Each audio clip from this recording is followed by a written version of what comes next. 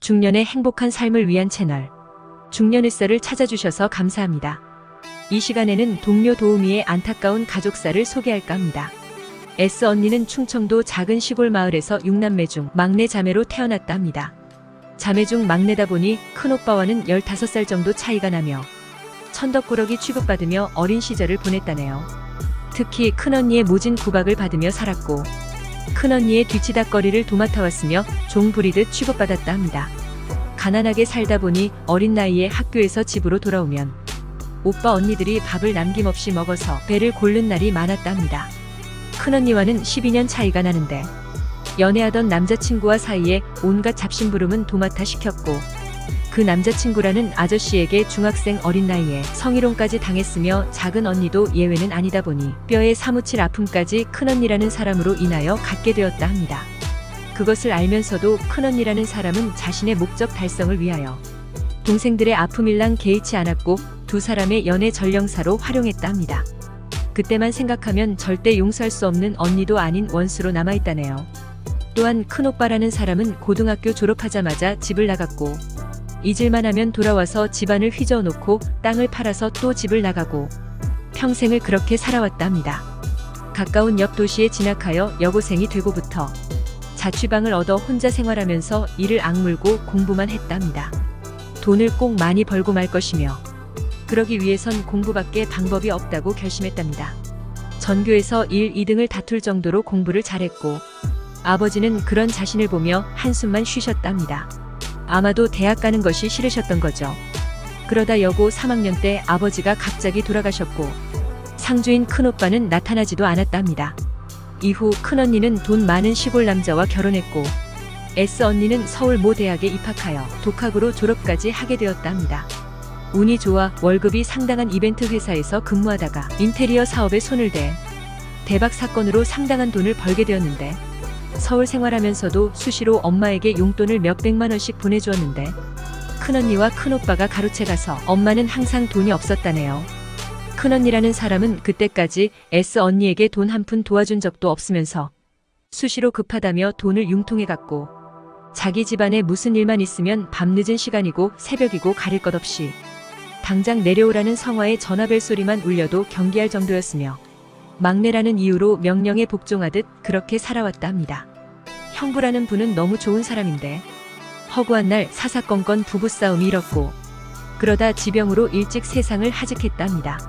큰오빠라는 사람은 돈 떨어지면 큰언니를 통하여 S 언니의 소재를 파악하고는 S 언니 아파트를 찾아와 입구에 드러누워 돈 달라며 소란을 피웠고 이런 집안의 부끄러운 민낯 때문에 결혼은 이미 포기하며 살아왔는데 사업이 잘못되어 주변을 모두 정리하고 하루아침에 거지 신세가 되었는데 큰언니에게 배고프다며 10만 원만 보내달라 하자 너는 인생을 왜 그렇게 사냐며 퍼붓더니 전화를 끊었다 합니다. 그날 얼마나 서러웠던지 피눈물을 흘렸다네요. 먹고 살기 위해 건설 현장 노가대로 일을 하고 있는데 고향으로 내려와 여생이 얼마 남지 않은 노모랑 같이 살라는 큰언니의 간곡한 부탁으로 엄마도 모실 겸해서 서울 생활을 정리하고 내려갔다 합니다. 그런데 생활비는 단돈 5만 원을 주며 엄마 노인 연금 30만 원을 합하여 생활하라는 거였답니다. 본인은 상속받아 땅도 많고 아파트에서 생활하며 몇십만 원짜리 팬티를 입으면서도 S 언니의 희생을 강요했고 S 언니가 잘나갈 때는 그리 아부를 떨며 자식 학자금 핑계로 새벽에도 전화해서 죽는 소리 했었고 장사할 때도 사업자금 핑계대며 서울까지 찾아와 사정사정하며 잘 활용해 먹더니 사업에 망하고 나니 거지 취급하는 그 행위에 환멸이 느껴졌다 합니다. 90이 넘은 노모는 노모대로 이기적인 면이 강하여 수시로 돈 들어갈 일만 발생하였고 식당 알바 일로는 감당이 안 되어 하는 수 없이 도우미 생활을 선택했다 합니다. 큰언니라는 사람은 엄마라는 존재를 혹 덩어리라 생각하여 본인에게 교묘히 떠넘기는 얕은 꾀를 부린 거였으며 큰언니 목소리만 들어도 신물이 올라오기에 제발 집에 찾아오지 말라고 부탁했지만 수시로 집에 들러 잔소리를 해대며 골 때리는 얘기만 했고 노모랑 같이 먹을 음식을 만들어 놓으면 큰언니라는 사람이 친구들까지 몰고 와 음식이 맛있다며 싹쓸이하다 보니 정작 본인은 김치에 밥 먹는 날이 하루 이틀이 아니었다네요. 엄마에게까지 못할 욕지거리를 해대는 게 다반사였는데 웃기는 게 남들에겐 간 쓸개도 빼줄 만큼 잘하면서 본인과 노모에게만은 혹독 그 자체였답니다. 큰언니가 얼마나 못됐으면 6남매는 큰언니 때문에 노모와도 연락을 끊고 살았다네요. 그러던 중 70세 가까운 나이의 큰오빠가 갑자기 집에 들이닥쳤고 방 2칸인 작은 전세 아파트가 모두 자기 것이라 우기며 이제는 눌러살러 엄마 집에 돌아왔다 했답니다. 어릴 때부터 큰오빠는 세상에서 가장 나쁜 사람으로 각인되어 있었고 단 한순간도 같은 지붕 아래서 숨 쉬는 것 자체도 구역질이 날 정도로 싫은 사람이었답니다. 이후로 같이 살 수 없어 S언니만 가까운 곳에 월세방을 얻어 거처를 옮겼고 큰오빠가 없는 시간에만 엄마를 보살피러 드나들었다네요. 큰오빠라는 사람은 한번 술을 마시면 일주일 내내 마시며 방 안에 똥을 싸는 건 보통 다반사고 경찰이 데려오는 날도 범칙금 통지서도 부지기수였다 합니다. 돈 떨어지면 소란 피우며 수시로 돈을 요구했고 모아놓으면 빼앗아가서 빈털터리로 만들었으며 모든 걸 버리고 사라지고 싶어도 얼마 남지 않은 노모를 생각하며 눈물로 세월을 보냈다네요. 큰언니에게 노모를 큰오빠가 모르는 다른 곳으로 모시자 해도 콧방귀도 끼지 않았답니다. 큰오빠라는 사람이 노모 밥인들 제대로 챙겼을 리 없으며 큰언니라는 사람은 방관만을 일삼으니 속을 끓이며 가슴앓이 앓듯 어찌할 방도가 없었답니다. 웃기는 게 큰오빠랑 큰언니 둘은 어찌 그리 사이가 좋은지 눈 뜨고는 못 본다네요. 차라리 서울에서 노가대 생활하며 다음 기회를 기다릴걸. 고향으로 돌아온 게 인생 일대의 가장 큰 실수였답니다. 그러다 노모가 노환으로 세상을 떠났고 본인은 너무 슬퍼서 장례식에도 가지 않았답니다.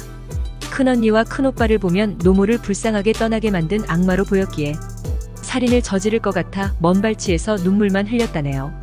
어이가 없는 게 장례식 이후 큰언니라는 사람이 전화해서 하는 말이 본인이 노모에게 가장 잘했고 S언니가 가장 못했다고 따지듯 말하는 걸 보고 사람도 아니라고 이를 갈았답니다.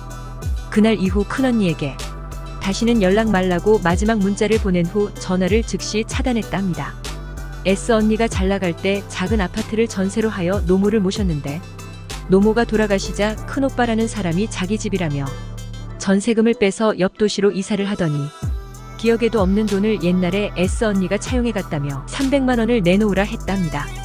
우기는 걸로 따지면 6남매가 모두 인정하는 터라 돈 생기면 주겠다고 해도 막무가내였으며 전화를 차단하자 작은 언니를 통하여 동사무소 찾아가서 주소지를 찾은 후 쳐들어오겠다는 말을 듣고 겁에 질려 도우미 생활하며 겨우 모아놓은 돈을 모두 털어서 보냈다 합니다. 더욱 충격적인 거는 큰오빠는 원래 막무가내라고 쳐도 이 모든 일을 큰언니라는 사람이 충동질하여 시킨 일이라 하니 연락을 끊은 자신에게 보복하는 거였답니다. 작은 언니 또한 어릴 적부터 큰언니의 재물이 되다 보니 이심전심으로 작은 언니하고만 서로 위로하며 살고 있다 합니다. 이런 이해 못할 가족사 때문에 S언니는 결혼할 마음도 없으며 어차피 들어선 길이니 밤 생활을 조금만 더해서 돈을 모아서 작은 식당을 하는 게 꿈이랍니다.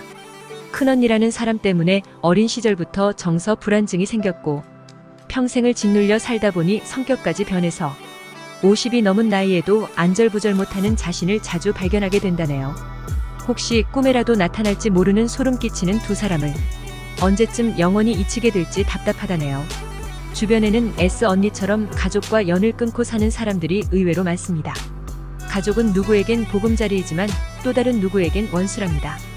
화목한 가정과 울타리가 되는 가족을 가진다는 건 일생일대의 가장 큰 행운이고 행복이라고 S언니는 힘주어 말합니다.